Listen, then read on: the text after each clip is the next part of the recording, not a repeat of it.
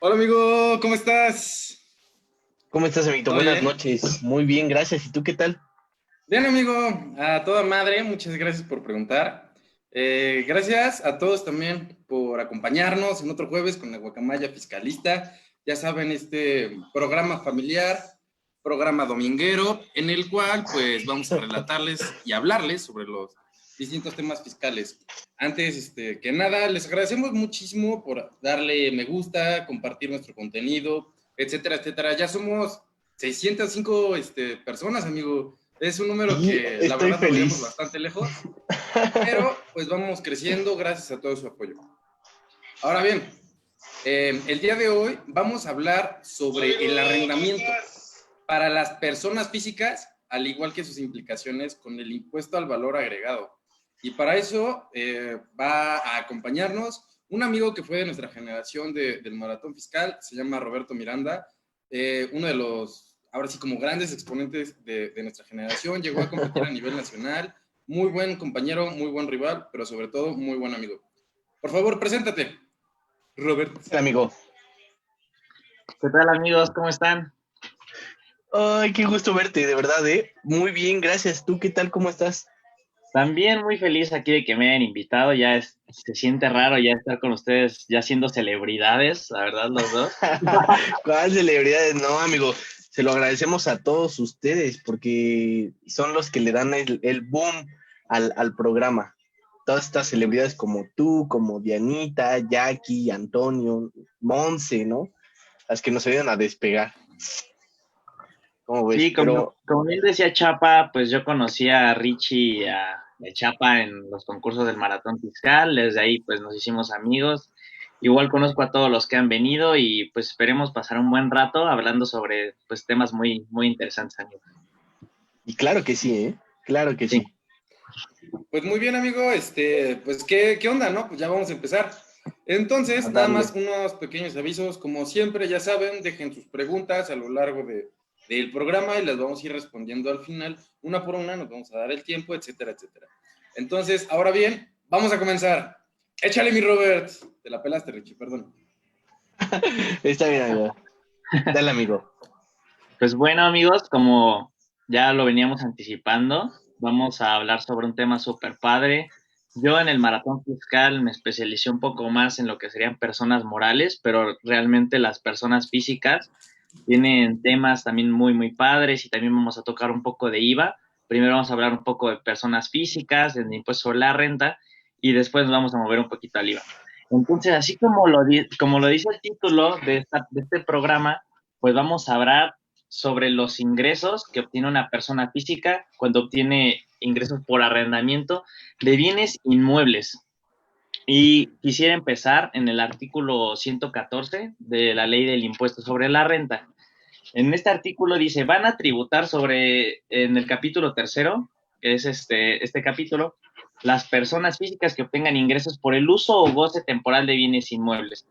Y en el primer párrafo nos establece que van a ser, dentro de ellos vamos a considerar el arrendamiento, el subarrendamiento y cualquier otro. Yo considero que para tratar este tema integral y poder conocer mejor y que sea más fácil y más dinámico para todos, hay que definir ciertos conceptos antes de comenzar. Lo que sería, pues, oye, ¿qué es un bien? ¿Qué es el arrendamiento?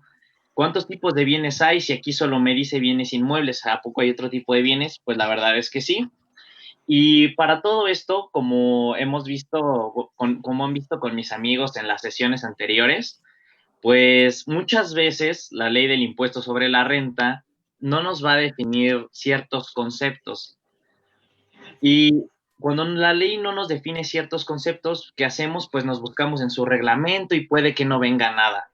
Este es el caso. La ley del impuesto sobre la renta, desde su primer artículo hasta el último, pues realmente nunca nos va a decir qué es un bien, qué es el arrendamiento y tipo de cuestiones así.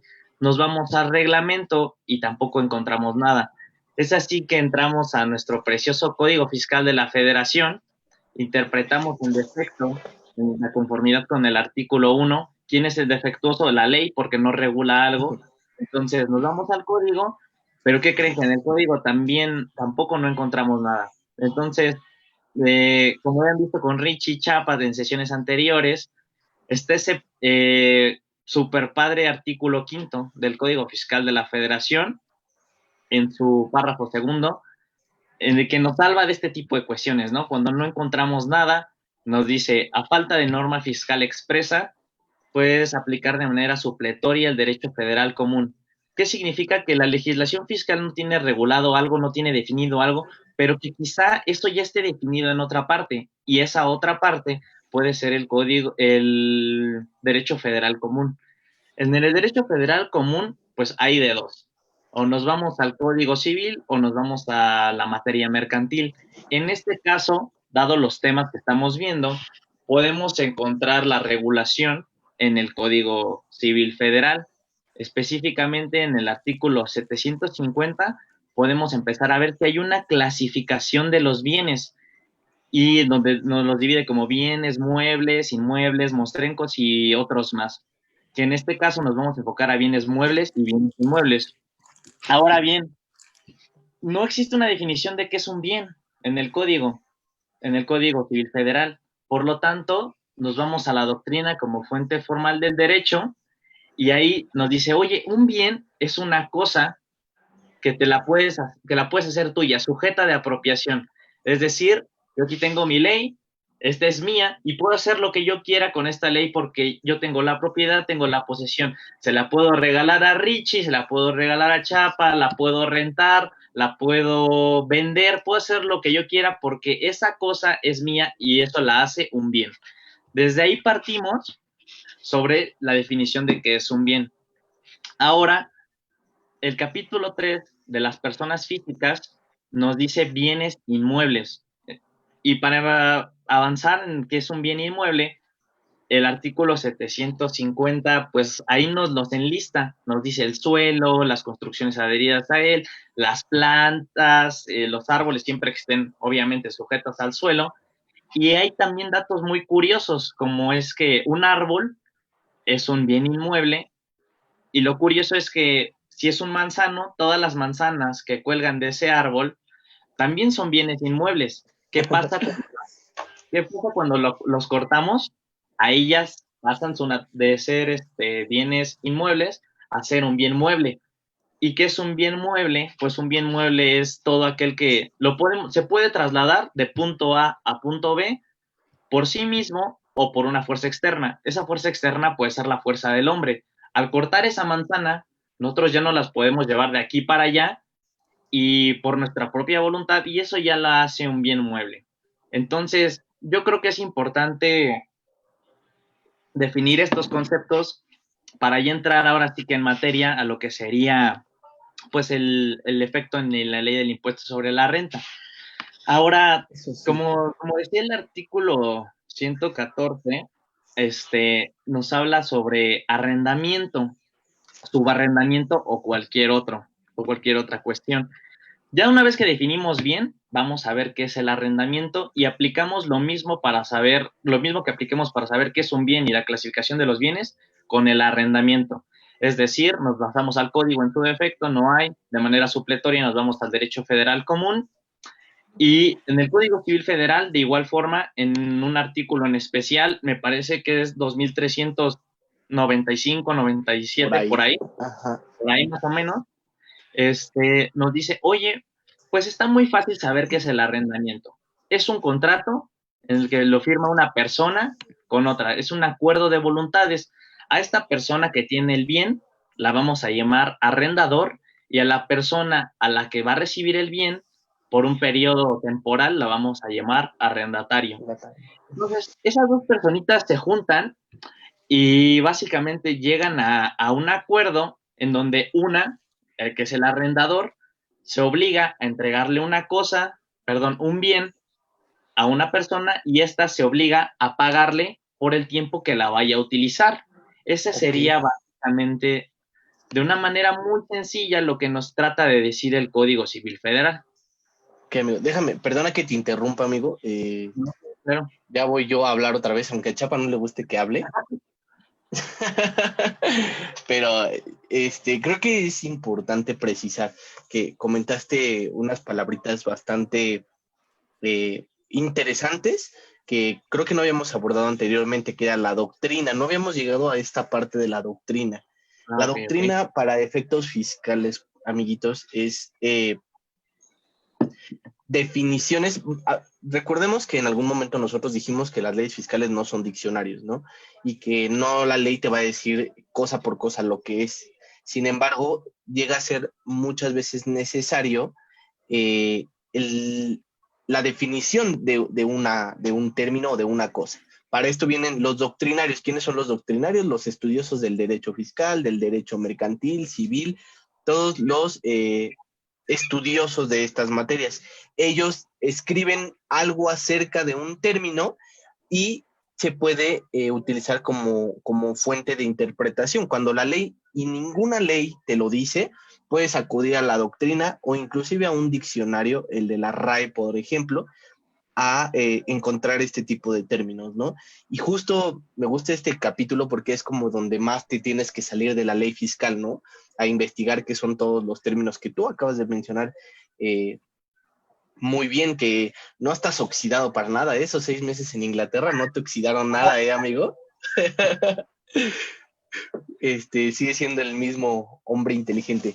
Pero sí, perfectamente lo dijiste, amigo. Ahora bien, creo que con esto podemos entrar de lleno a lo que es el capítulo 3 del título cuarto de la ley del impuesto sobre la renta. Es una manera de tributar para las personas físicas, ¿no? Y bien lo dice, ¿no? Uso goce temporal de bienes y especifica perfecto. Inmuebles. Sí, amigo, tienes toda la razón. Como bien ya estuvo mencionándolo Robert, pues quizá nada más para terminar de complementar esto antes de pasar al siguiente punto, sería lo siguiente. Como tal, la doctrina es una de las fuentes del derecho, güey. Eso es algo bastante importante. No solamente aplica para la materia fiscal, eso es para todo tipo de derecho, ¿sí?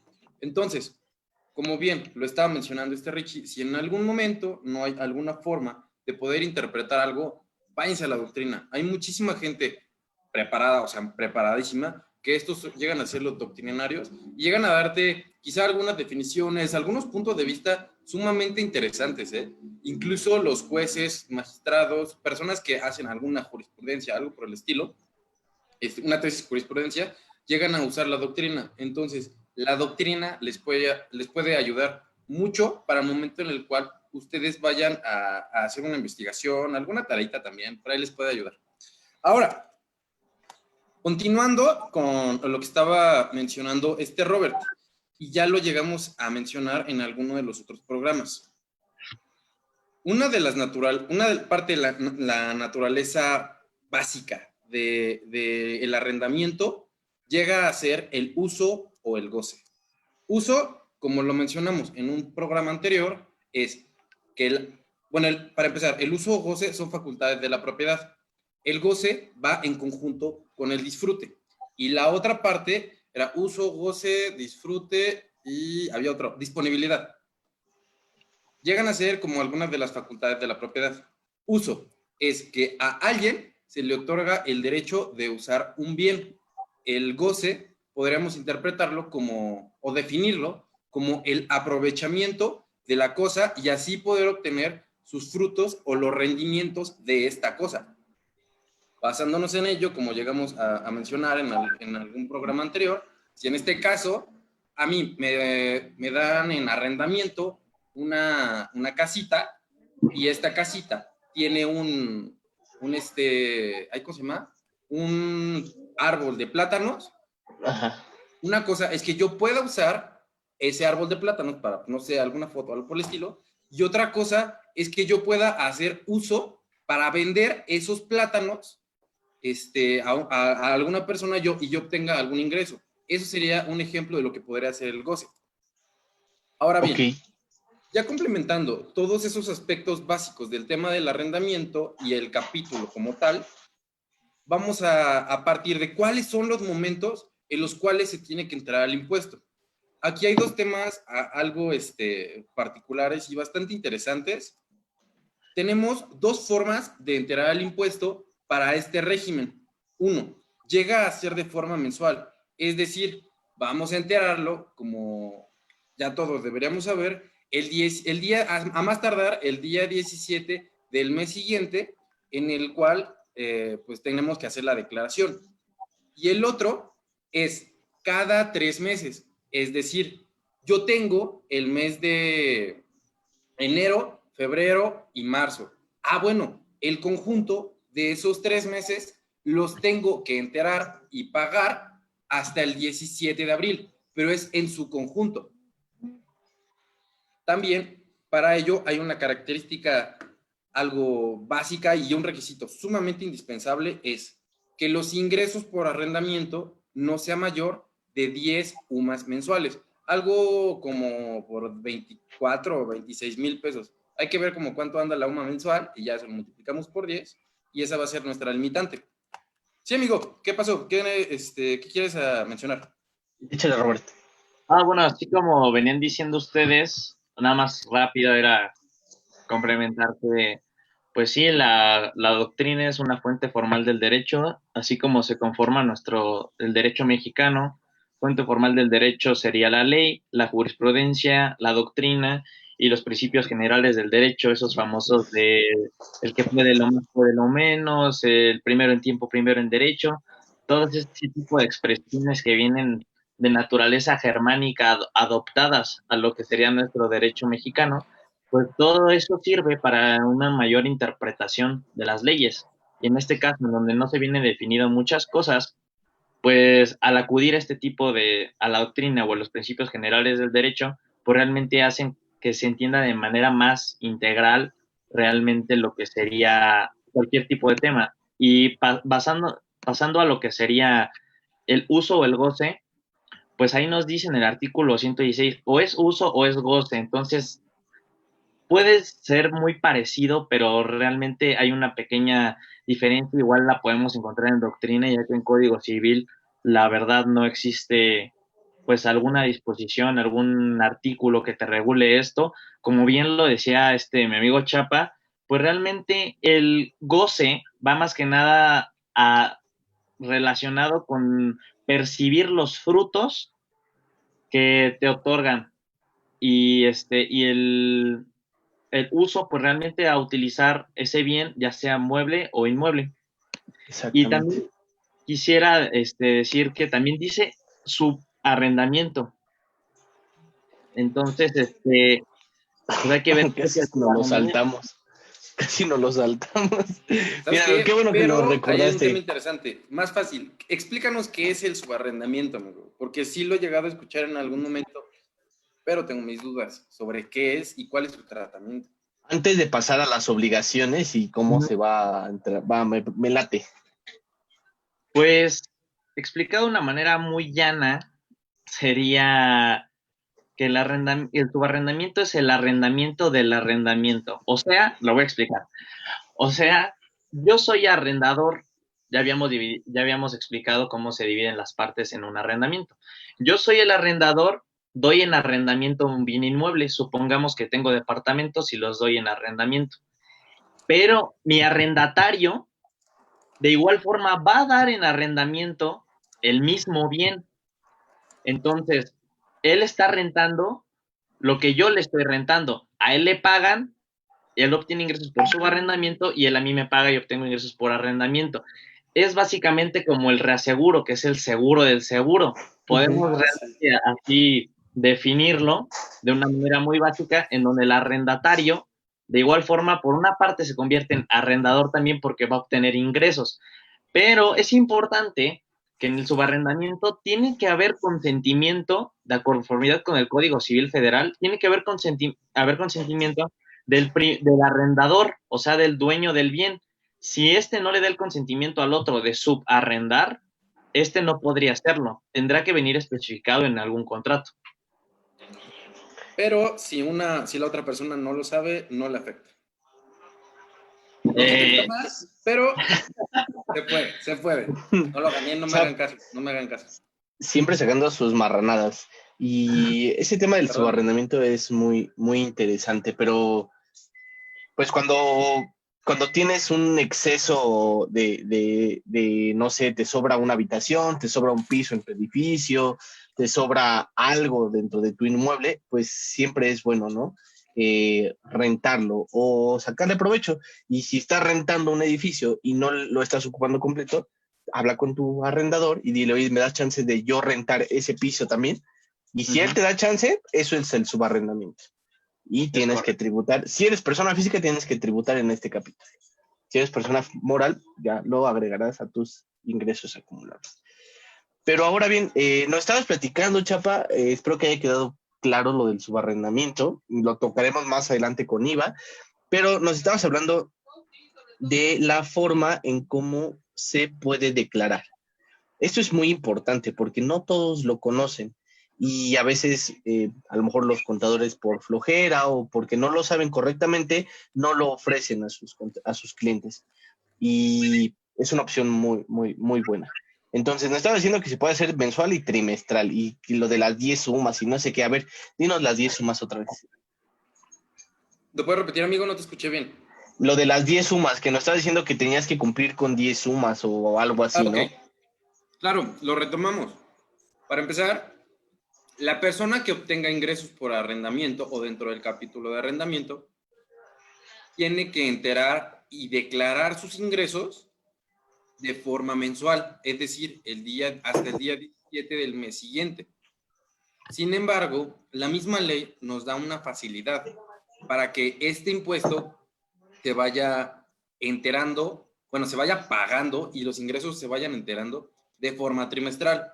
El requisito más indispensable para esto es que el arrendador no obtenga un ingreso mayor obtenga un límite de ingresos de hasta 10 UMAS, ¿no?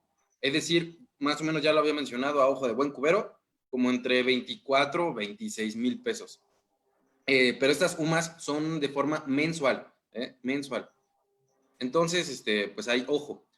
Ahora bien, en la ley nos establece que esto es un beneficio únicamente para las personas que obtengan ingreso por arrendamiento.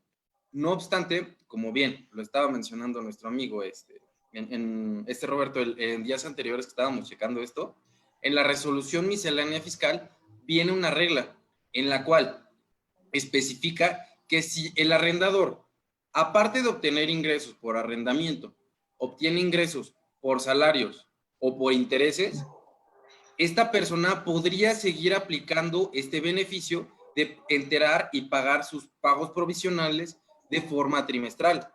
Entonces, hay como que se rompe una de las limitantes de la regla. Entonces, aterrizándolo, sería una persona que obtiene ingresos por arrendamiento, pero estos ingresos por arrendamiento no superan las 10 UMAS y también puede obtener ingresos por salarios y por intereses. Hasta ahí se quedaría esa sección. Y ya de ahí, pues habría que hablar, ¿qué dices, amigo? Del tema de las deducciones, ¿no? Que es ahí un tema algo interesante para los casos de arrendamiento, porque hay algo bastante peculiar. Sí, amigo, pero antes, Robert quiere añadir algo más. Robert es como yo, le gusta hablar mucho. Échale, amigo. Que quería decir que esa regla que menciona este Chapa da pie a que de otros capítulos del título cuarto de la ley del ISR puedan optar por enterar el impuesto y cumplir de manera trimestral. Pero, ¿qué pasa? Viene una incógnita, porque para aplicar esto no tienes que rebasar las 10 sumas que había mencionado Chapa antes. Entonces, ¿qué pasa si combinando mis ingresos de salarios más mis ingresos de arrendamiento excedo de esas 10 sumas? ¿Qué pasaría?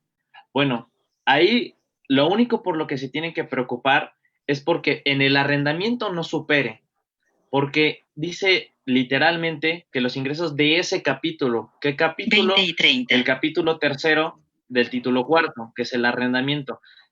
Yo puedo obtener los ingresos que yo quiera en salarios y no me va a afectar en nada para cumplir con mi obligación, pero si rebaso, por más mínimo que sea, las 10 sumas en arrendamiento, ya no podría aplicar la forma trimestral, ¿no, amigos? Justo, Justamente tienes toda la razón y yo creo que es mucha de la incógnita que las personas tienen, ¿no? Hay que separar los ingresos y esta regla te da la facilidad de que obtengas ingresos por salarios, intereses y que puedas hacer tu pago trimestral, ¿no? Para evitar cargas tributarias, evitar cosas administrativas, te da esta facilidad. Pero sí, solamente son los ingresos por arrendamiento. Sí. Tenemos que hablar y tengo que tocar el tema de las deducciones, que es un tema muy importante, como bien lo dijo Chap. Nosotros anteriormente, y para poner en contexto un poco a todas las personas que nos veían, las deducciones son los gastos, porque muchas veces yo he tenido ese problema con algunos contribuyentes y algunos clientes que te dicen, es que no sé qué es una deducción. O sea, a mí dime qué es una deducción, porque no entiendo, ¿no? Y yo, para asimilarles el concepto de una deducción, es un gasto que tú haces para poder obtener un ingreso. Y un ejemplo rápido, ¿no? Voy a poner el ejemplo de un doctor, ¿no? Un doctor que necesita para poder operar a sus pacientes, pues instrumental. Y si no tiene ese instrumental, no puede operar a sus pacientes. Entonces, ese se vuelve un gasto estrictamente indispensable para la realización de su operación, de su operación. Entonces, son gastos igual a deducciones para estos efectos. Ahora bien, para la parte de arrendamiento de bienes inmuebles, perdón, solamente en este capítulo tenemos solamente 6 deducciones, nos lo limita demasiado. ¿Por qué? Porque para el legislador fue, después de un estudio, decir, ¿sabes qué? No necesita las mismas deducciones que tiene una persona que se dedica al comercio. Entonces tú no puedes hacer las mismas deducciones que esas personas. A ti te las voy a limitar únicamente a los gastos de mantenimiento que le hagas a tu inmueble, a los intereses por préstamos, que ahí hay una peculiaridad que solamente son los reales, en su caso, en su momento lo hablaremos, los sueldos y honorarios pagados, pueden ser a tus trabajadores en algún edificio, a tu abogado, a tu contador. También vas a poder deducir las primas de seguros que aseguren tu bien inmueble, las inversiones en construcciones. Ese es un tratamiento bastante interesante porque las inversiones en construcciones son todas aquellas que son para mejorar el inmueble.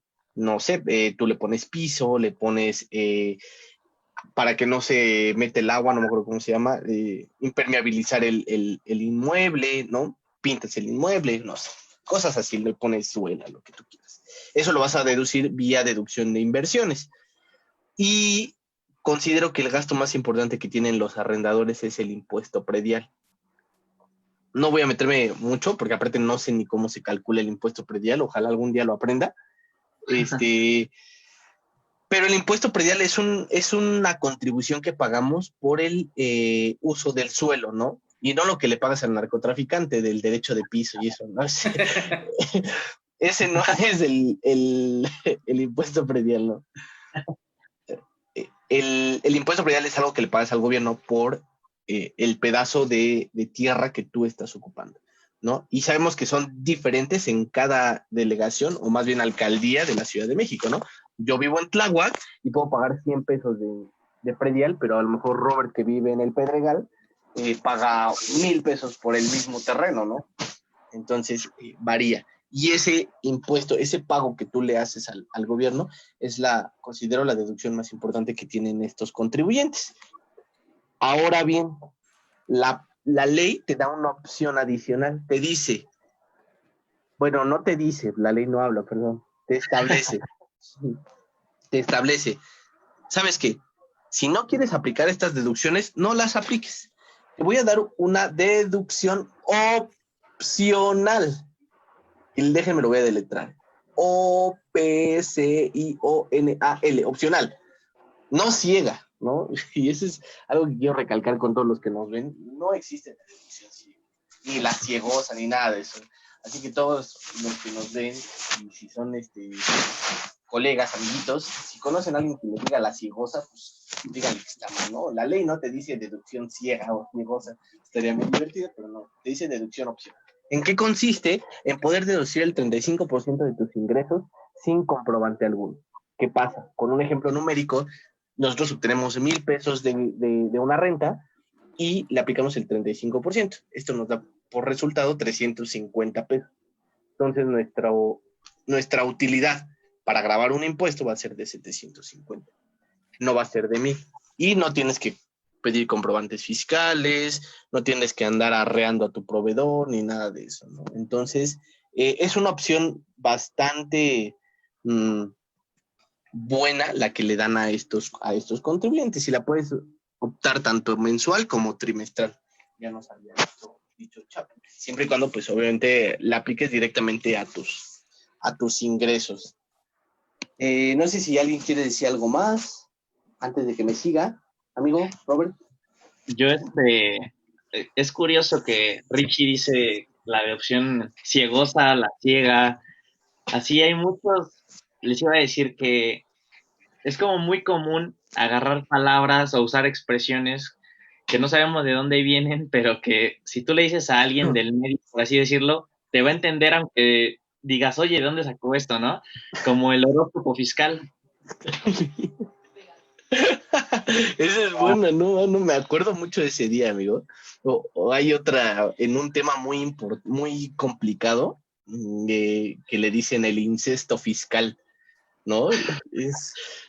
Y es como de, ¿qué onda con estos nombres y los fiscalistas? Los fiscalistas tendemos, ¿no? A poner nombres a muchas cosas, pero no se llama deducción ciega, se llama deducción opcional. Y quien diga lo contrario, lo invitamos a este foro a que nos diga en la doctrina dónde viene eso, ¿no? Nos damos unas guacamaya vergazos, ¿no? Perdón, amigo, perdón, ya. Proseguimos. Pues mira, Robert ya había tocado lo del subarrendamiento, ya tocó lo de la deducción, ya toqué yo lo de la deducción opcional y no la ciegosa. Creo que se nos está escapando una obligación muy importante para las personas morales en este régimen. Y es también como una facilidad muy, muy buena a las personas físicas. ¿Te la quieres aventar tu amigo? Échatela, Robert. Tú eres el invitado especial. Gracias, amigo. Pues, así como decía Richie, viene una obligación para personas morales en el en el título cuarto de personas físicas, que es, imaginen que una persona física da en arrendamiento un bien inmueble a una persona física, no pasa nada. Pero si se lo da en arrendamiento a una persona moral, la persona moral tiene que hacerle una retención a la persona física del 10%, quedar, obviamente, efectuar la retención y enterarla a la autoridad fiscal. En este caso se le enteraría al SAT. Entonces, es una obligación que si tú lees en el artículo 76 de la ley del impuesto a la renta todas las obligaciones de las personas morales, no viene nada sobre esto. Y es curioso que una obligación para una persona moral venga en el título de personas físicas. Entonces, sin embargo, pues si no efectúan la retención, el SAT, bueno, la autoridad fiscal con quien se va a ir es contra la persona moral, porque es su obligación efectuar esta retención. Ahora bien, hay una facilidad en la cual la persona física, la persona moral siempre va a retener, y la persona moral le tiene que dar un comprobante fiscal a la persona física con el monto retenido para que ésta a su vez pueda acreditárselo. Entonces, para simplificar todo esto, da la opción, la ley pues, sobre la renta, de decir, oye, pues yo, persona física, que te estoy dando en arrendamiento el bien inmueble, yo te voy a emitir el comprobante fiscal, ahí ya va a venir lo de la retención, pero sigue siendo tu responsabilidad como persona moral retenerlo y entregárselo a la autoridad fiscal. Y me parece que hay una regla de resolución miscelánea en la cual le da una facilidad a las personas para que emitan los comprobantes fiscales utilizando la herramienta de mis cuentas, ¿no, amigos? Claro, sí, y ese es un tema bastante padre, porque mis cuentas no solo aplica para el régimen de incorporación fiscal, temazo, pronto lo veremos, sino que también lo pueden aplicar las personas del título 3 y que son, perdón, se me olvida, las personas del título 3 son aquellas que no son sujetas del pago de ISR, como donatarias autorizadas y partidos políticos, iglesias, cosas como estas. Estos organismos no son sujetas del impuesto sobre la renta, perdón, pero tienen su propio título donde tienen que hacer otro tipo de obligaciones. Estas personas en específico también pueden usar mis cuentas para expedir comprobantes. El régimen de arrendamiento de personas físicas también puede ocupar el programa de mis cuentas para expedir comprobantes únicamente con su RFC y su contraseña. Es ¿No, verdad, Chapa? amigo. Sí, amigo, es bastante interesante, bien lo estás mencionando. Pues, como parte ya de toda esta digitalización de las herramientas que imparte el SAT, todo esto es con la finalidad de que los contribuyentes o más bien cualquier persona pueda pagar más fácilmente sus impuestos sin la necesidad de un contador. Y aquí un tema bastante curioso, creo que fue en el 2017 o el 2018, en el cual el SAT empezó a mencionar, tú no necesitas un contador, no necesitas un contador aquí, a través de mis cuentas, a través de la plataforma, ya te lo calculamos de forma rápida y sencilla. Tú solamente le das aceptar y ya, te calculamos el impuesto, lo pagas y todos felices. Oh, sorpresa, generaron un buen de requerimientos porque a veces los ingresos no coincidían con lo que estabas facturando, con la parte que tengas en contabilidad, etcétera, etcétera. Entonces, ahí la gente se empezó a percatar de que, bueno, al inicio del año, la chamba para los contadores había bajado. Sin embargo, después de todos estos problemas, nuevamente creció. Entonces fue así, una picada, luego sube. Es verdad que en la actualidad es práctico y benéfico que cada persona vaya aprendiendo a hacer sus impuestos. También en parte es uno de los objetivos que nosotros tenemos al estar transmitiendo este tipo de programas. Sin embargo, también, como en muchísimos programas se hace y que lo suele mencionar de forma repetitiva Antonio, tengan un contador de cabecera, ¿sí? Entonces, esa es mi parte, mi consejo hasta este momento. En un momento vamos a proseguir. Y en ese proseguir, ¿qué nos hace falta, amigos? ¿No se nos va nada del arrendamiento? No No, sé si ¿verdad? Robert quiera aportar algo más. Creo que sí, ¿no, amigo? Pues solamente creo que ya quedó cubierto todo. Si existe alguna duda o si no se entendió bien, que nos escriban en los comentarios. Y nada más quisiera finalizar con que, pues, este régimen, tiene también una peculiaridad que sería dentro de las obligaciones.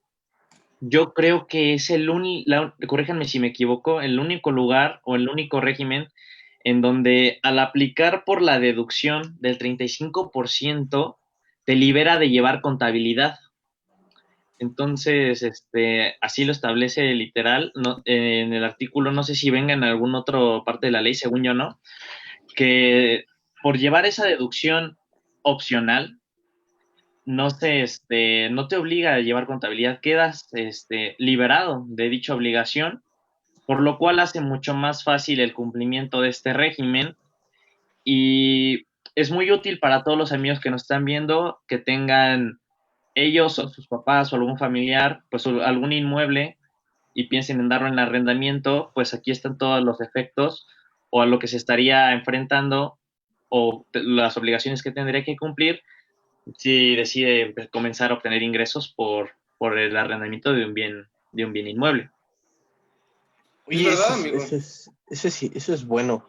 Y no me quiero alargar tanto en esa parte, todavía nos falta el tema de IVA, pero creo que algo aquí importante que acabas de decir es no te obliga a llevar contabilidad. Y yo lo pondré de una mejor manera, como a no el envío de la contabilidad. ¿Por qué digo no envío y sí llevar contabilidad? Porque considero que todo el mundo tiene que llevar contabilidad, ¿no? La obligación de llevar la contabilidad ni siquiera te la tendría que poner la ley, ¿no? O sea, yo creo que, o exigir la ley.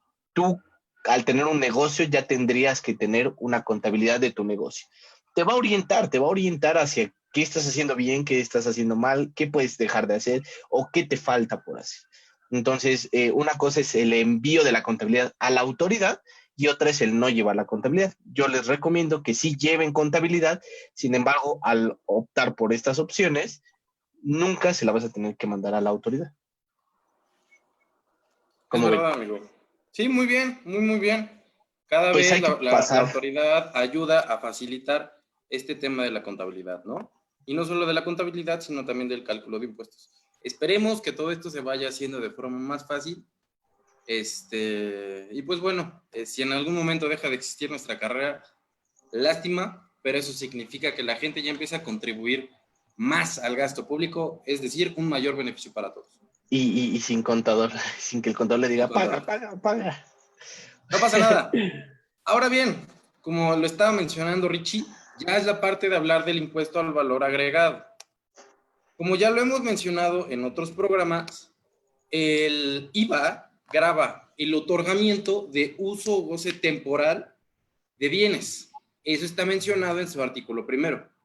Ahora bien, de ahí se tiene que saltar uno hasta el artículo 19, en el cual nos establece que va a considerarse va a gravar en este capítulo el uso o goce temporal de bienes tangibles. Para efectos del impuesto al valor agregado, se considera un bien tangible algo que puedas tocar, pesar y medir. Si no tiene alguna de estas características, es un bien intangible. Y si alguien pues, le das en uso o goce esto, lo que estás dando es una prestación de servicio. Por ende, terminaría grabando y causándose el impuesto en otro capítulo. ¿De acuerdo? Eso es para ir empezando. Ahora bien, aquí nos establece que va a considerarse dentro de este gravamen, dentro de este gravamen, lo que es el arrendamiento, el usufructo, el tiempo compartido, al igual que otro acto que sea similar. Así que en este momento, Richie, por favor, amigo, ayúdame. Ya explicamos lo que es el arrendamiento, qué es el usufructo y qué es el tiempo compartido. Estás apagado de tu micrófono, amigo. Perdón, lo olvidé. Me pones en aprietos, amigo, pero a ver, voy a intentar explicarlo. El usufructo es un término muy civil, por así decirlo, y viene regulado otra vez en el Código Civil. Para todos los que nos ven y son contadores y fiscalistas o estudiantes, es el artículo 980, me parece, del Código Civil, y ahí te establece qué es el usufructo. No les voy a decir lo que dice en el Código Civil, se los voy a resumir y decir de otra manera. El usufructo es dar el derecho y el uso y el goce de un bien a otra persona. ¿Qué pasa? Yo tengo un carro y yo le digo a Chapatín, ¿sabes qué, amigo? Te doy mi carro. Úsalo, réntalo, mételo en Uber, haz lo que quieras con él. Explótalo, úsalo como tú quieras, vete de carrera si quieres, ¿ok? Sin embargo, no se lo estoy regalando, no le estoy transmitiendo la propiedad, no le estoy diciendo, oye, ya es tuyo, no, solamente le estoy diciendo, úsalo como tú quieras, pero sigue siendo mío. Sin embargo, esto tiene que ser o tiene que regularse por medio de un contrato, porque todo esto sigue siendo un contrato de usufructo. Entonces, muchas veces se utiliza, por ejemplo, cuando a mí me tocó el tema de una contribuyente en mi servicio social que me decía, ¿sabes qué? Yo ya le quiero dejar la casa a mi hija, pero no quiero que me vaya a correr, porque qué tal si se le aloca, se me pone rebelde y me corre porque dice que es su casa, ¿no? Y le digo, es un caso muy extremo, pero llega a pasar. Y le digo, yo le recomiendo que pues haga un contrato de usufructo con su hija, ¿no? No le transmite total la propiedad, sin embargo, le da permiso de hacer lo que ella quiera con esa propiedad. Sin embargo, todavía no es de ella. Ya hasta que cumpla cierta edad o usted fallezca, puede pasarle la propiedad. Y ya, entonces, el contrato de usufructo es esto, ¿no? Dar los derechos reales, y no voy a meter a explicar qué son derechos reales, porque nos llevamos un programa completo, pero son dar los derechos reales de un bien a una persona. Y el tiempo compartido, ese me gusta, y yo creo que Robert me va a ayudar con esta, porque él es niño Disney como yo. Fíjense muy bien, un tiempo compartido, y se los voy a explicar con una anécdota que me pasó a mí. Hace algunos meses, bueno, no, ya algunos años, me fui de vacaciones a Huatulco con mi familia y nos invitaron a conocer un hotel, ¿no? Nos dijeron, oigan, ¿saben qué? Vénganse a desayunar al hotel, conozcan el hotel, les vamos a dar algunas pruebas gratis, algunas promociones, vénganse, pasen toda la mañana aquí y disfrútenlo, ¿no? Pues nos fuimos, el desayuno súper bonito, rico, todo, padrísimo. Cuando ya nos íbamos, el viejo truco, cuando ya nos íbamos, nos pasan a una sala y llega un asesor y nos dicen, ¿les gustó el hotel? Y nosotros, no, pues sí, ¿no? Y entonces nos dice, ¿qué les parecería venir una semana cada año sin tener que pagar lo mismo que ustedes están pagando ahorita en el hotel? Nosotros así como de, ¿a poco eso se puede? Y nos dice, sí, claro que sí, solamente tienen que comprar esta licencia, pagar mensualidades de esa licencia y ustedes pueden venir a este hotel una semana al año sin pagar más que su boleto de avión. ¿Qué pasa? ¿Qué significa esto? Que pagas tus vacaciones como diferidas a 12 meses.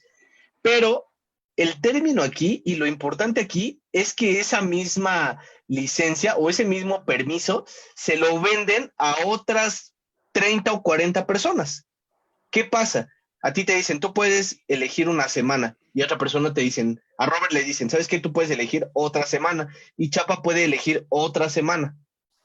Tú rentas una casa durante todo un año, pero solo puedes ir una vez. Entonces, tiempos compartidos significa que tú estás compartiendo con alguien más el derecho de ir a ese bien durante un tiempo limitado. Y algo que a mí me gusta aquí es que no sé si algunos vieron la película de Monster Inc. Cuando Sully y Mike iban bueno, los expulsaban de Monster Incorporated y llegaban a la colina con el abominable hombre de las nieves y les llevaba nieves y les decían, nunca compren tiempos compartidos, ¿no? Y entonces nunca supimos qué es un tiempo compartido, ¿no? Yo hasta apenas cuando me puse a estudiar la ley del IVA dije, no más tiempos compartidos, ¿no? Eso es un tiempo compartido. Y Robert nos comenta algo muy divertido también de esos tiempos compartidos. Sí, de que Ajá. lo de rentar tu tiempo compartido, ¿o qué era? Ajá, eso. Sí, o sea, ya tienes tu tiempo compartido y el tiempo compartido también, como lo dice literal la ley del IVA, pues va a grabar.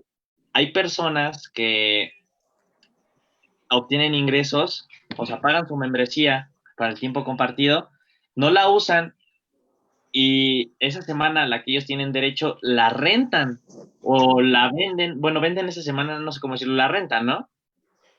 La traspasan, la rentan, sí, puede pasar de las dos. Entonces esa persona sigue manteniendo su tiempo compartido, obtiene un ingreso y tú que le pagaste a esa persona te vas más barato y eso también debería de ser pues objeto, ¿no? Considerado como parte de esta ley, ¿no? Sí, sí, sí. No sé, yo no compraría un tiempo compartido. O quizás sí, quién sabe. Hazle caso A Monster Inc., al abominable hombre de las nieves. Oye, amigo, pues mira, ya casi se nos va a acabar el tiempo. Tenemos que echarle ganas porque nos hacen falta unos cuantos ejemplitos. Ya definimos lo que es arrendamiento, usufructo, tiempo compartido y la ley nos apertura con el término entre otros, ¿no? Por si se nos está escapando algo como rentar el tiempo compartido, meterlo en ese otros, ¿no? Eh, Nos faltaría la parte de los ingresos, bueno, de las rentas que no pagan IVA, que están exentas del impuesto. ¿Qué nos tienes que decir ahí, amiguito, Chapa?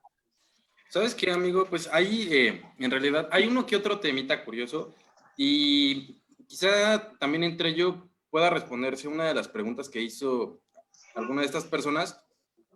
Cabe destacar que ahorita también se la vamos a mencionar, más bien le vamos a responder esa pregunta, pero ojo a ver si la cacha, antes de tiempo, ¿no?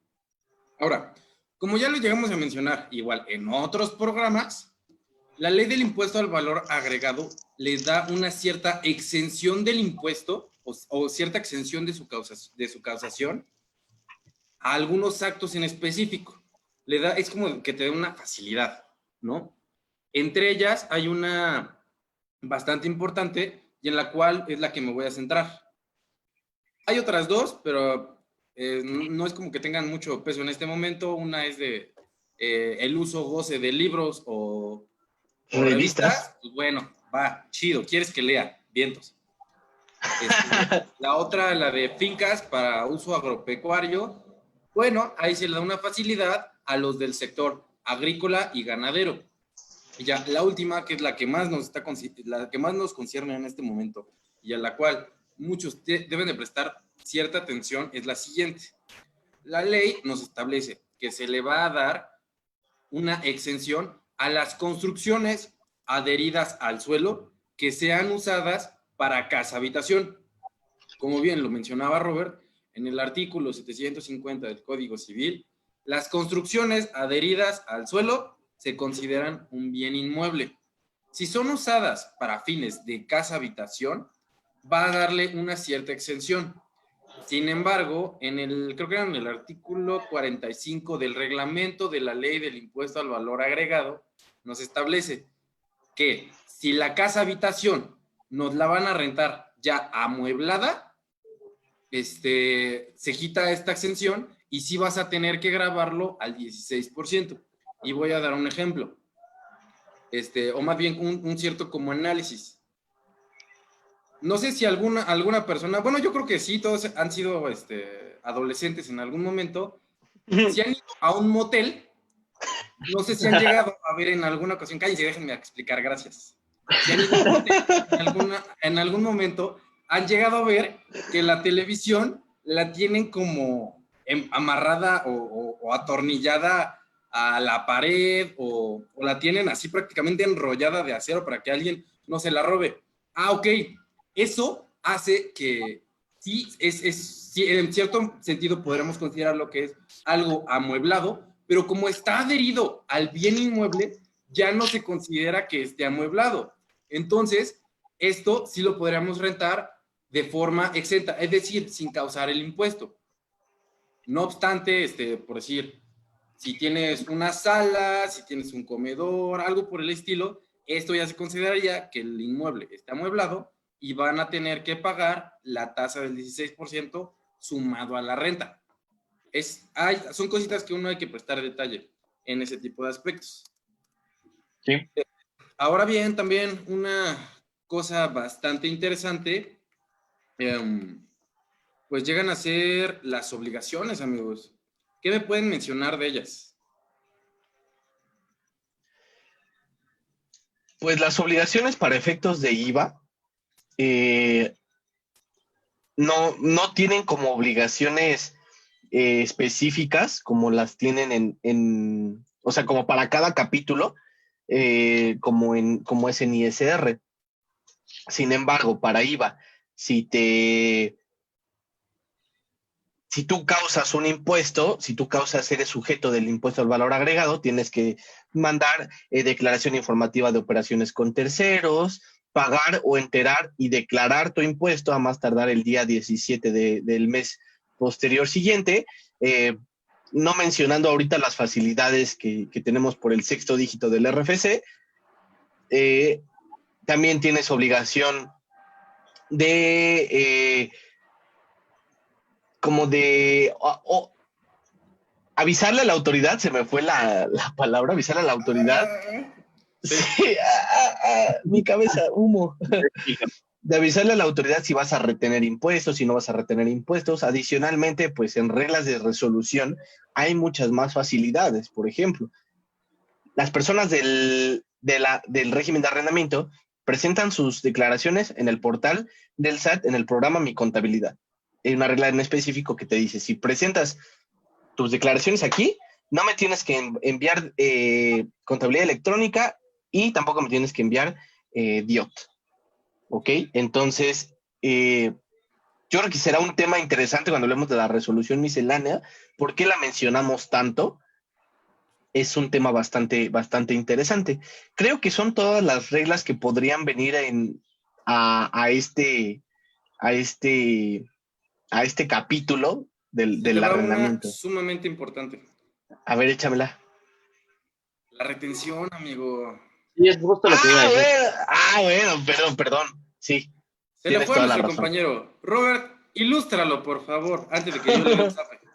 Pues una Perdóname. obligación, pero ahora igual para personas morales, siempre que éstas adquieran, pues sean arrendatarios y el arrendador sea una persona física que le otorgue el uso o goce de bienes muebles, de bienes, perdón, nada más, dice, pues está sujeto a una retención y ahí entenderíamos que sería de la totalidad del impuesto.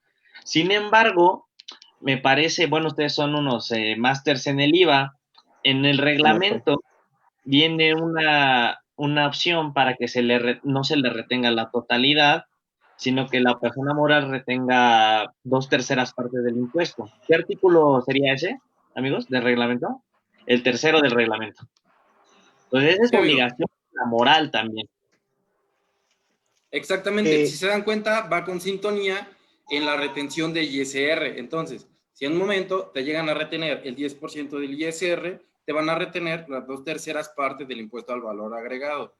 Que, como también lo hemos mencionado en otros programas, el impuesto al valor agregado no es suyo. Es un impuesto que termina causándose por la misma ley. Sin embargo, la persona que lo va a pagar es el consumidor final. No se lo queden, entérenselo a la autoridad. Es más, este tema de las retenciones está hecho específicamente contra ese tipo de personas que se Que se lo quedan con quedan. los impuestos que no les toca, que no le corresponde, y mínimo una parte del impuesto se la termina enterando, o la termina, sí, lo termina enterando la otra persona a la cual le están enjaretando una obligación. Digamos que esta es una como de las finalidades más importantes de las retenciones. Entonces, si en algún momento les retienen a ustedes ISR, al igual que IVA, no se quejen. O sea, vayan tratando de ir planeando ese tipo de... Bueno, quizá ahí me explayé. Pero, creo que aquí seguiría, ya sería todo, amigos, o, bueno, para poder pasar a la sección de preguntas, o alguno quiere compartir Teníamos, algo más. teníamos pensado poner un caso como un ejemplo, pero creo que con una de las preguntas lo vamos a resolver. ¿Qué te parece, Ok. Robert? ¿Te Sí, está parece? bien. Sí, está bien. Fíjate, vamos a empezar tenemos poquitas preguntas, más que nada elogios para Robert, tienes muchas fans, amigo. Pero vamos a abordarlo. Dianita te manda muchos saludos, Ah, Dianita. Octavio también. Una compañera nos dice, a mí un profe me enseñó que le decían deducción ciega. Y es típico en la Facultad de Contaduría y Administración y hasta en la del Valle también le han de decir deducción ciega, yo creo. Hasta en el PAT le han de decir deducción ciega. Está bien. Exacto. Hasta el que la inventó le ha de decir deducción ciega. Pero eso hay que cambiarlo nosotros. Mira, fíjate, esta es una pregunta interesante. Ricardo Rodríguez, mi jefe. La retención del IVA es un CFDI. En un CFDI, el porcentaje depende del concepto y o servicio o es en general. Y vamos a abordar tanto la de renta como la de IVA. Yo digo que Robert se aviente la de renta. Pues, pues, como habíamos visto, o sea, la retención es por concepto, bueno, en impuesto sobre la renta, de otorgar en uso o goce un bien inmueble. Aquí en este caso la persona moral, igual que en el caso del IVA, va a retenerle por ese mismo concepto 10% de la contraprestación sin deducción alguna, y esta persona moral está obligada a, ya que la retuvo, enterarla a las autoridades fiscales. Como habíamos mencionado anteriormente, la persona física le puede facilitar el CFDI, pero es su obligación retenerle 10%, ese sería el porcentaje que debe de retener sin deducción alguna. Claro, y esta retención es la misma que aplica para actividad empresarial. Sin embargo, para los capítulos que siguen, después más allá de arrendamiento, las retenciones son totalmente diferentes, ¿no? Enajenación de bienes, premios, intereses, dividendos, todas tienen una tasa de retención diferente. Y para la de IVA, a excepción de los que son transportistas, como los que manejan camiones y todos estos que se dedican a los fletes, más común o comúnmente dicho, la retención siempre va a ser las 2/3 partes. Y para fletes va a ser del 4%, ¿no, amigo? Si no se me va. Sobre la contraprestación. Ese sí es sobre la contraprestación. Claro, y también hay algo, porque en el cálculo del CFDI, muchas personas te dicen, es que no sé cómo calcular las 2/3 partes, ¿no? En el CFDI, cuando haces un CFDI, tienes que poner el porcentaje de lo que corresponde a las 2/3 partes, y es el 10,6667%. Y ese 10,6667 también lo tienes que aplicar sobre la contraprestación, no sobre el IVA. Pero pues ahí son como datos de mecánica de cálculo y de determinación. Ahora, igual y como para terminar de complementar esa pregunta, este tipo de porcentajes sí llega a ser sobre un concepto, sobre un servicio, sobre un acto en específico. Eso sí es importante aclarar. No va a haber una retención para todo tipo de cosas. La ley es bastante clara que solamente se va a aplicar, por decir en este caso, sobre el arrendamiento, siempre y cuando tu arrendatario sea una persona moral, o para efectos de IVA, el tema de los fletes, cuando haya algún desperdicio también va a haber retención. Es específico, ¿sí? Para que de repente no se lleguen, no se dejen llevar por alguno que otro contador, porque en la práctica yo sí llegué a ver una persona que se quería clavar dinero basándose en este tema de las retenciones. Así que tengan mucho cuidado. Y hay otras retenciones de IVA, pero ya las tocaremos en otro momento. Sí. Fíjate. Antonio nos pregunta, nuestro fan destacado Antonio, ¿puedo cambiar mes con mes de deducción opcional a deducción por comprobantes según me convenga? Y es una pregunta interesantísima, amigo. Él ya se sabe la respuesta, pero le agradezco su pregunta porque a lo mejor es un tema que no tocamos y muchas personas se lo pueden preguntar. ¿Se puede, amigo? Yo lo quiero hacer. ¿Se puede? No, amigo, no se puede. Es Así ya no, ¿no? claro, ¿no? El artículo 6 del código, y yo quiero empezar con este artículo, con el artículo 6 del código en su último párrafo, nos establece si las leyes fiscales te dan facilidades o te dan una opción para el cálculo de tus impuestos, esa no puede variar en un año. Entonces, si tú hoy optaste por presentar con deducción opcional, pues el próximo mes no vas a poder presentar con pagos, con comprobantes, ¿no? O sea, te la tienes que seguir así con un año. Y de igual manera con comprobantes. Si optaste por comprobantes, así te la tienes que mandar. Inclusive, me parece que cada año, tiene un ratito que no hago una de arrendamiento, una declaración de arrendamiento, pero creo que cada año, cuando termine el ejercicio, te vuelve a preguntar.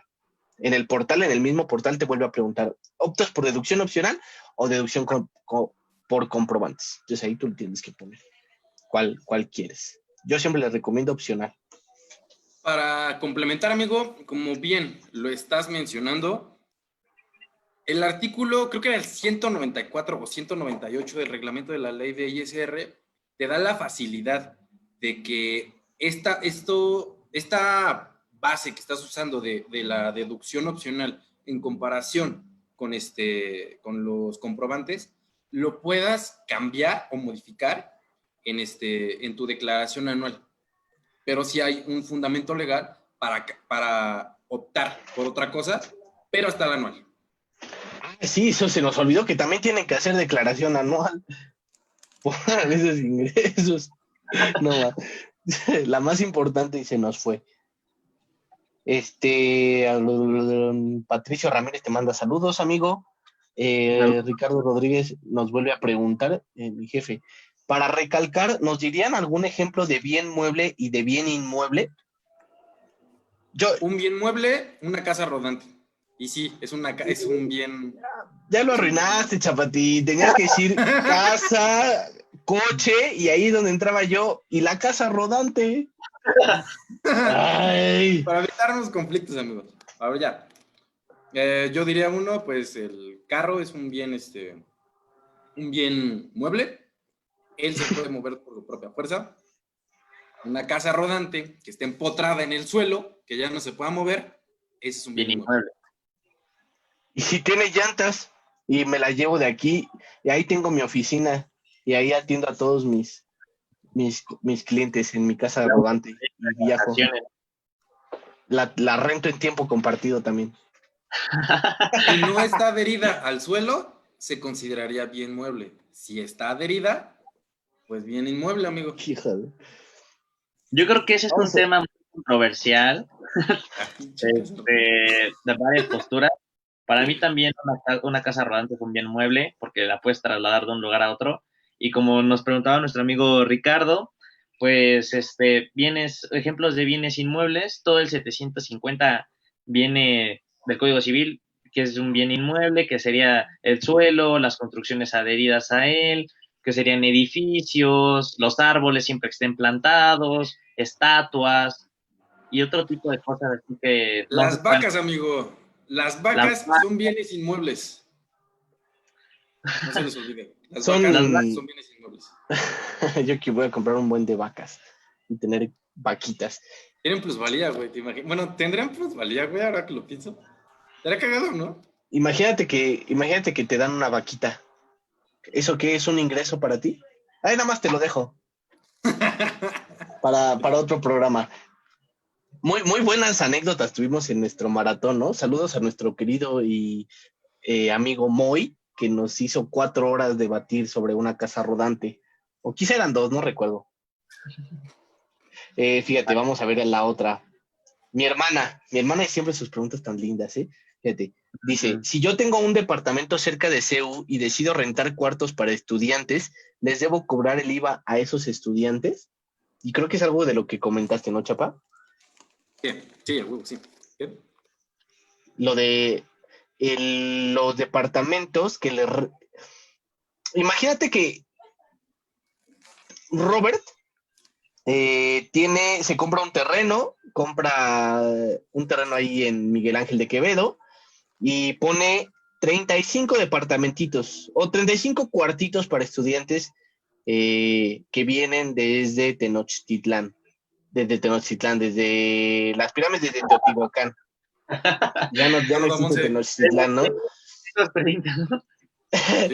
Que vienen desde las pirámides de Teotihuacán, ¿no? Pues ya no, para que no hagan ese traslado, Robert les renta un cuartito. ¿Robert les tiene que cobrar el IVA a esos estudiantes? Amigo, yo te diría que sí. Aunque no estén amueblados. Y es aquí el motivo. Como bien lo dijimos, es verdad que en el Código Civil viene una definición, bueno, el Código Civil Federal viene la definición de arrendamiento. No obstante, como vivimos en la Ciudad de México y CEU está en la Ciudad de México, tenemos que hacer primero caso al Código Civil de la Ciudad de México. Y nos establece que los contratos de arrendamiento tienen que ser como mínimo de 1 año. Usualmente los estudiantes suelen rentar por semestre, entonces los contratos se los hacen de forma semestral. Por lo tanto, este acto no se considera un arrendamiento, se considera un hospedaje, y al ser hospedaje es una prestación de servicios, y si es prestación de servicios, está grabado a la tasa del 16%. Entonces, Pero entonces ya no tributaría en arrendamiento.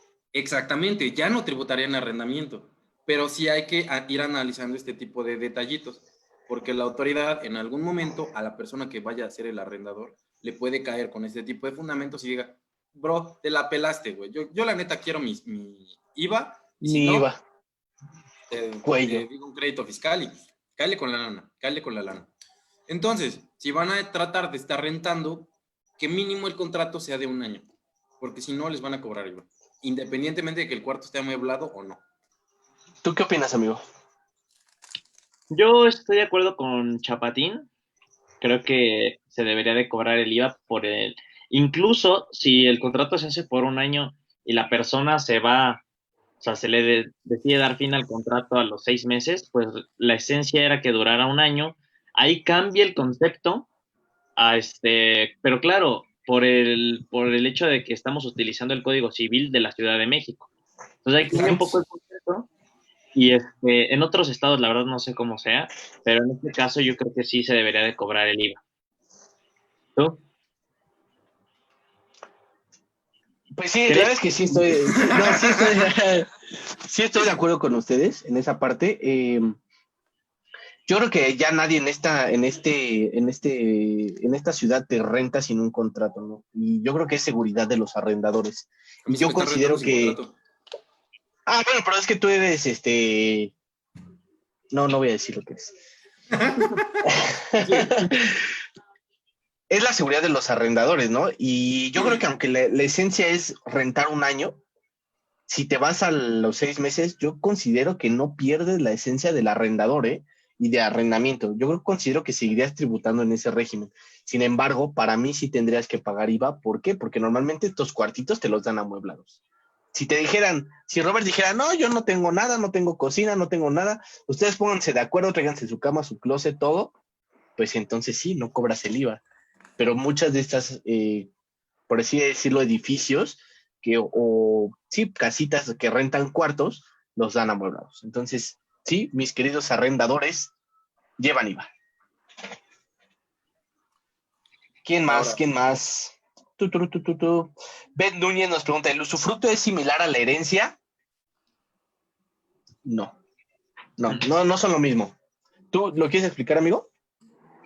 Pues si quieres empiezo con la parte en la que la herencia ya es por la muerte del titular. Claro. Uh-huh. Tú puedes dar en usufructo un bien estando vivo. Aparte, Estando según vivo. tú cuando le das la herencia a alguien, cuando ya fallece el titular y se le da a los herederos, esos ya son propietarios al 100% o en el porcentaje en el que se les haya destinado del bien, ya sea mueble o inmueble. Y en el usufructo, si te doy un usufructo algo a ti, yo soy el dueño, yo soy el propietario, te estoy otorgando a ti la posesión, te estoy dando el uso, el goce y el disfrute, pero me lo vas a tener que regresar Que porque devolver, claro. es temporal. Exactamente. exactamente. Y sabes, quizás se confundió porque dije que la contribuyente que me fue a ver me dijo, es que no quiero que me quite la casa, ¿no? Y yo le recomendé el contrato de usufructo, pero no es lo mismo la herencia. La herencia es la transmisión de la propiedad por causa de muerte, ¿no? Sí. Hay otros contratos en donde el famoso heredar en vida, que tampoco existe, ¿no? Pero bueno, todos estos temas de la transmisión de la propiedad luego los vamos a ver. El Nada más usufructo solo es el otorgamiento de los derechos reales, ¿no? Nada más Adelante, quería amigo. comentar que, así como te dijo esa señora, le quiero dar mi herencia, pues tampoco ese término no está bien usado porque todavía no se muere la señora, ¿estás de acuerdo? Claro, Entonces, sería que quiere dar, eso se le llama legado. legado, Entonces, sería exactamente. el término correcto para El este tema. tipo de plan. Excelente, amigo. Antonio otra vez nos vuelve a bombardear con una pregunta. Nos dice, ¿qué pasa con el alquiler de bienes inmuebles? Vas, chapa. Primero, para empezar, el alquiler es de una actividad empresarial. Ahora aquí va. Toda la fundamentación, ¿va? Primero, Échale. el artículo 75 del Código de Comercio, en su fracción primera, nos establece que el alquiler va a considerarse una actividad de comercio. Para efectos fiscales, las actividades de comercio son actividades empresariales. Entonces, si en cierto modo estás dando en alquiler un bien inmueble, sería un hospedaje. Sin embargo, cabe aclarar que como tal, el pago de las rentas en un mero contrato de arrendamiento es un acto civil. El alquiler es una actividad empresarial, nuevamente lo retomo, y esto es importante, porque basándonos en ese contraste, va a darle un tratamiento distinto al alquiler de un bien inmueble en el capítulo de actividad empresarial, y si es un tema de arrendamiento, va a tributar conforme a arrendamiento. Cada uno es distinto y hay que hacer esa distinción como tal. ¿Alguna cosa que quieran agregar? Pues creo que por esto hacen distinción en el capítulo 3 del título cuarto, donde nos especifica que son bienes inmuebles, ¿no? Entonces, el arrendamiento de bienes inmuebles tiene su capítulo. Sin embargo, si tú arriendas bienes muebles, tienes que tributar conforme a la sección segunda, capítulo segundo del título cuarto, que es actividad empresarial, ¿no? Es una actividad comercial. Y Pero bien lo dice, sí se puede alquilar un bien inmueble, amigo. Sí se puede alquilar. Claro, sí. Sin embargo, para hacer como la Pero precisión, es hospedaje. y viene con una pregunta que viene más abajo, donde nos preguntan acerca de los hostales. Sin embargo, hacer la distinción, para ahí va, son también bienes, solamente no, creo que no explicamos lo de los tangibles, intangibles, pero bueno, ya será después. Ah, perdón, me fui entonces. Te dormiste un rato, pero Chapa sí lo dijo, lo de los bienes tangibles. Ah, bien, entonces, amigo. Quizá estaba compartiendo el video, ya ves que lo comparto en medio Facebook, ¿no? Para que nos sigan más. Cari Gasca nos pregunta, ¿los trenes son bienes o inmuebles? Aquí sería como la pregunta, ¿bienes muebles o inmuebles, no? ¿Por qué? Porque las vías están adheridas al suelo. Yo creo que son dos cosas diferentes, ¿no? Uno es el tren y otras cosas son las vías. Uh-huh. ¿Qué opinan? Pues yo creo que un tren es un bien mueble, ya que a pesar de que, imagínate que no existen las vías, pues mínimo unos 10 metros y avanza así por la terracería, ¿no? Hasta más, es como una casa rodante, ¿no? O sea, también son cosas que no necesitan de necesariamente, sí, sabemos que el tren va por las vías, pero también puede avanzar sin ella, ¿no? No mucho, pero sí puede avanzar. Ahora también, pues si lo quieres trasladar de un lugar a otro, utilizas una maquinaria especial y ahí entra la clasificación que dice o mediante una fuerza externa lo puedas mover. Entonces utilizamos una maquinaria especial, una fuerza externa lo mueve y aunque sea costoso, se puede mover el tren, tú lo puedes mover a cualquier lado. Exactamente. Y yo creo que las vías sí serían bienes inmuebles. ¿Ustedes qué opinan? Las vías son bienes inmuebles. Inmuebles. Entonces, aquí tenemos dos términos diferentes. El metro, los vagones son bienes muebles y las vías, bienes inmuebles. Exacto. Para terminar, mi hermana nos pregunta cómo funcionan los hostales. ¿Saben lo que es un hostal? No, yo no. Son lugares. Vas, dilo, amigo. Pues, o sea, es raro. Duermes con muchas personas en tu cama, por así decirlo. O sea, son cuartitos en los que... Eso le interesa al Chapa. En Ecatepec, ¿no? En donde, pues, realmente es muy barato el costo y porque realmente compartes habitación con muchas personas.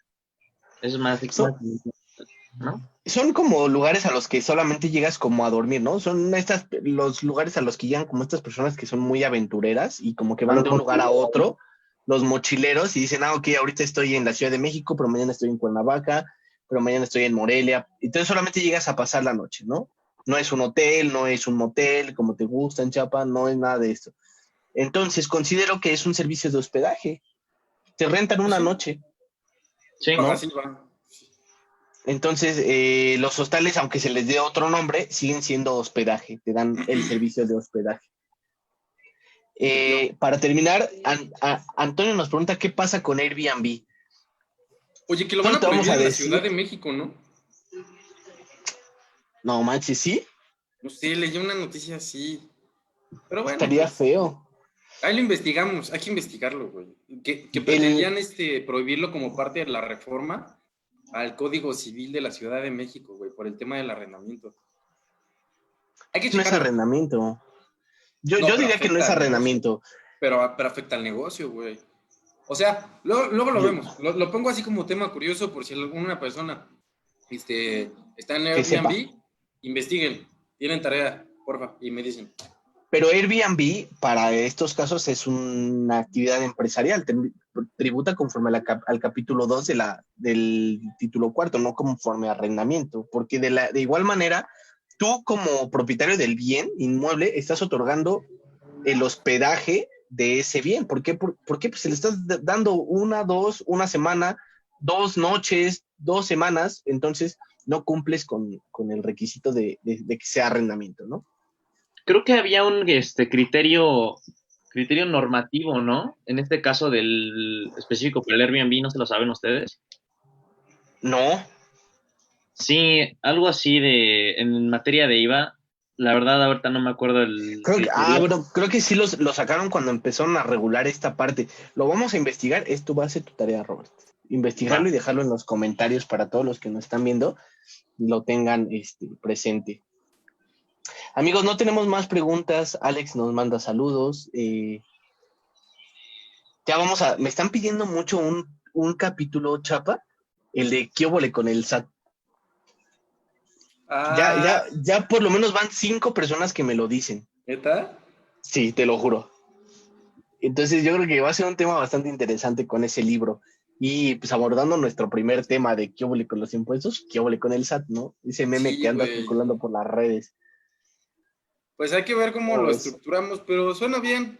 Y Hay nos de los tenemos a chavos Robert para también. los chavos, ya saben, aquí apoyando siempre a la bandera. Excelente, amigo. Pues no nos queda más que decir, amigo Robert. ¿Quieres dar alguna conclusión de esto Pues que yo hemos creo platicado? que es que ya después de este pequeño tiempo hablando, pues realmente las personas principalmente las que tienen un bien inmueble o piensan en dar en arrendamiento un bien, ya sea mueble o inmueble, pues conocen un poquito más sobre el tratamiento en materia del impuesto sobre la renta, de igual forma con la parte del IVA, cuándo están obligados al IVA, cuándo no, en qué las excepciones que hemos mencionado, el caso de las retenciones en IVA y en ISR, y pues creo que es un artículo, bueno, es un tema chiquito pero muy bonito sobre lo que es el arrendamiento y fácil de entender y pues sería todo, amigo. Muchas gracias, amigo Chapa. Este, hay como de tarea les dejaría a todos y que quería mencionarlo en el programa y se me fue el pedo. De acuerdo a la pirámide de Maslow, Ah, sí, es cierto. tienen 3 necesidades básicas: vestido, comida y techo. ¿Por qué no nos dejan deducir el pago del arrendamiento dentro de las deducciones personales? Si es una necesidad tan básica para la gente. No hay como mucho sobre el tema. Investíguenlo, es un tema súper interesante. A ver si en algún momento se los podemos compartir, pero ahí se los dejo de tarea. Y déjenos sus comentarios, ¿no? De ese tema, ¿por qué? Porque esto es un estudio que hay que hacer a todo esto, ¿no? Deducciones estructurales, no estructurales, y meterte a todos esos temas. Pero nos gustaría leerlos y saber qué opinan acerca de esto. Recordemos que ya hay una deducción personal, que es la deducción de los intereses reales por créditos hipotecarios, ¿no? Entonces, ¿por qué no dejarnos 21:30. deducir esta parte, también obviamente topada, ¿no? Al mismo orden. Amigos, pues yo no me quiero despedir. Tenemos siempre mucho de qué hablar, pero ya hace hambre. Hay que trabajar mañana. Amigo Robert, muchas gracias, amigo. Te rifaste como siempre, eres un crack. Nos da mucho gusto tenerte aquí y verte otra vez después de un largo rato que no te veíamos. Eh, Qué bueno que regresaste. Te extrañamos aquí en México, ¿eh? Aunque hay sido a Gracias. verte a Santiago Muñiz. Yo Ojalá lo hubiera visto. Pero bueno, por invitarme y la verdad que padre que tengan este tipo de programas en donde de una manera muy sencilla y de esta característica que tienen ustedes de explicar muy, muy padre, pues se les da conocimiento a todos nuestros amigos que nos están viendo. Un saludo para todos ellos y pues nos vemos en la próxima. Muchas gracias, amigo. Eres bienvenido cuando quieras. Chapa, muchas gracias por estar cada semana aquí conmigo y dedicarle un poco del tiempo, porque sí nos cuesta trabajo estar al pendiente todo este tiempo. Ya para Amigos, la siguiente, sí viene el chaparrito. Ahora sí ya ya, ya viene el quiquinazo. No sé, el no está quinizo, ¿sí está? despedido. No está despedido, está averiguando temas importantes que nos va a venir a compartir. Siempre su opinión nos hace falta en estos temas. Te mandamos un saludo, amigo, y un beso. Chulada de Maíz Prieto. Ya ni me acuerdo qué iba a decir. Ya somos 605 personas, esperemos que ya seamos más. Recuerden, amigo, y todo esto es gracias a ustedes, ¿no? Que vienen a compartirnos su conocimiento, porque pues, nosotros estamos aquí todos los días y nos ven, yo creo que ya están aburridos de nosotros. La cara nueva es a la que vienen a ver, y ustedes son todos los que nos traen estos nuevos seguidores. Muchas gracias, amigo, muchas gracias a todos los que nos vieron, compartieron, dejaron comentarios, le dieron un like. Muchas gracias por todo, amigos. Y pues me voy a despedir con mi frase célebre, que es una máxima del derecho, como bien lo dijo Robert al principio del programa. Y con esto nos despedimos, muchachos. Recuerden que la ignorancia de la ley no los excusa de su cumplimiento. Que Denle tengan me una gusta y excelente noche, compártanos. Bye. bonito Besitos fin de a semana. todos. Hasta la Bye. próxima.